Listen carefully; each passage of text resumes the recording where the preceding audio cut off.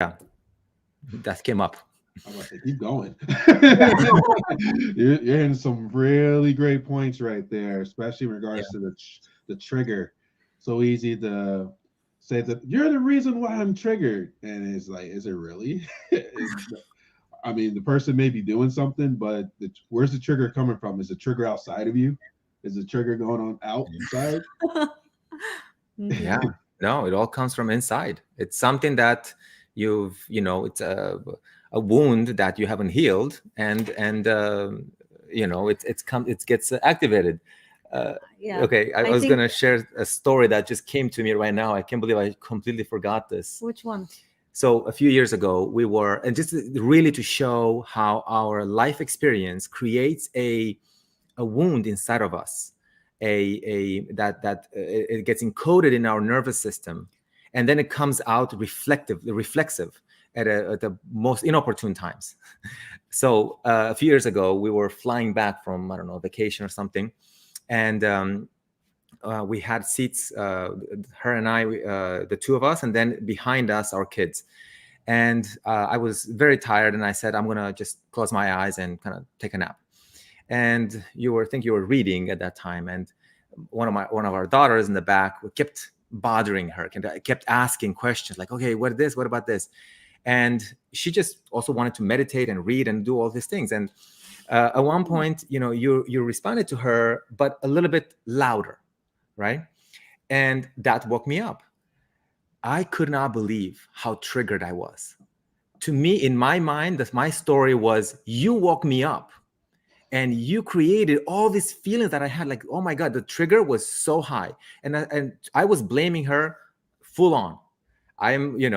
And I said, okay, this is me. This is inside of me. I'm not going to share anything with her, because what's the point? She's just going to become defensive and go into all of this. So I'm not going to say anything. Rather, I'm going to go through my own practices that I usually do to calm my nervous system down and come back into my heart. I spent an hour on the flight doing everything that I knew, and nothing worked. Nothing. And so then at one point, she turned to me and said, like, hey, I kind of noticed your energy changed. I'm like, no shit. Like, I'm like, you woke me up, and then as soon as I said that, after 1 hour of trying all this, and as soon as I said that, a memory came to mind. When I was a kid growing up, my mother had this way of waking me up where she would burst in the room. She might as well have some pots and pans banging. And that's how I woke up. So my nervous system was activated from the moment I woke up. And that happened to me for years. So then when she woke me up, that's what happened, right? But that was inside of me. She didn't do anything. She just kind of, said something.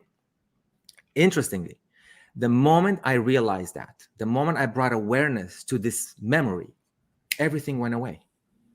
Everything went away because, in my attitude of taking personal responsibility, I realized that from this moment of awareness, anything else that follows is a choice. Okay, I get it. Before that, maybe I wasn't, I didn't know what was happening. My nervous system was activated and I didn't know why. So whatever. But from the point of awareness, everything is a choice.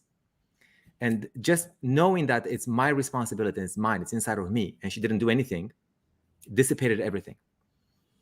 Yeah, I think it's so powerful that until we know it's a choice, it's not a choice. That's true. It's just, the mind, these whole triggers that are happening, I think is really the cause of so much disease and problems and war. War outside is war inside. It creates a war battle zone, flushing you with cortisol and adrenaline.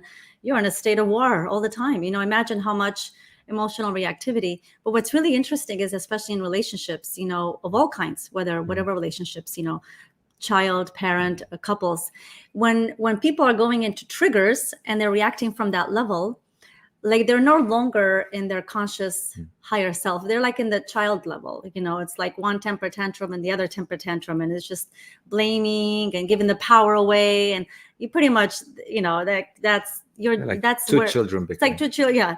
And so it's so much more. Again, it feels strong because like what he just said right now. I remember that episode. I was like, geez, what's going on with him? I'm like, that's his thing. Like I'm observing where he was at, and he was struggling in something. And it takes, when you're in that energy, your wound inside wants to blame someone for what you're feeling, is looking out. Who am I going to blame what I'm feeling? Because it's easier that way. It's so much easier that way. And when people are starting to doing that with each other, it's actually, unfortunately, we're just becoming victims, giving our power away. We're not owning all the things, we're not growing, we're not owning it. And so, for you, that was a great opportunity to say, wow, I need to heal that. That's still traumatizing me. That's a form of trauma that is still happening. And so, this is so important. I think in relationships, we don't realize when we marry, we're not just marrying each other in the present, we're marrying the past, the experiences, the wounds, the parents, the generational traumas, where it's all of it. It's like you have no idea that what you're getting yourself into. It's like, I love you. And then, and that's, I think, the cause of a lot of the, divorces and problems out there, is because people are like, what the heck is going on? It's just coming like a storm because it's so unconscious, until it's conscious, until you realize, wait, I have a choice now how I'm going to respond. I don't need to react. It's a choice. Well, like Carl Jung said, until you make the unconscious conscious, it will rule your life, and you'll call it fate. Right? It's really as simple as that. And we tend to make things so complicated, but really, it's just about bringing awareness. Like, okay, who am I? I love this question. Who am I? What have I been conditioned to be? And of course, I one thing that actually shifted tremendously things for me was the lens of well, I call it the lens of judgment, but basically moving from looking at myself and my life experiences, past, present, and looking forward, of course, through the lens of good and bad, right or wrong. Stopping doing that, looking through that lens, has shifted my life tremendously. Now I look at life as, is it empowering or disempowering? Is it inspiring or uninspiring? Right? So everything that I do to, my kids could make a mistake.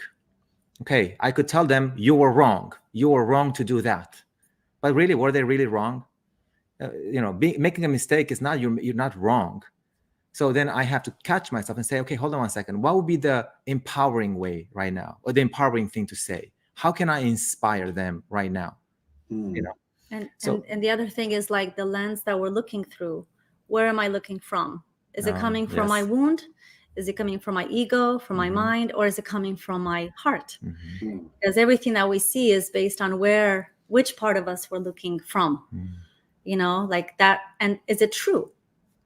Because those wounds and those stories, they feel they feel real. They feel like, but they're not true. So then, is it really true? Is what I'm saying, like, oh, here I am hearing myself saying all this. Oh, that's BS right now. There's my story telling me that I'm not good enough. There's my story. Like, just having that awareness of non-judgment awareness. I think that the judgment is what prevents us from growth, because then we're like in awareness hell. We're aware of everything, and then we're judging ourselves. It's like awareness hell. That's where people get stuck a little bit. I've noticed. You come out of the awareness hell and say, I'm just a human being. I'm doing my best. I'm going to have compassion. All of a sudden, the opening starts to happen, and you become more into yourself.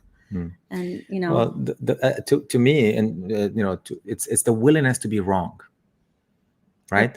The willingness to be wrong, to realize that I was not, I don't know what I don't know. So I could be wrong about a lot of things. I could be wrong about myself, right? When you're coming from the mind. Right, when you're coming from the mind, right? But, when you drop into your heart, you start to listen to a whole different voice. Yeah.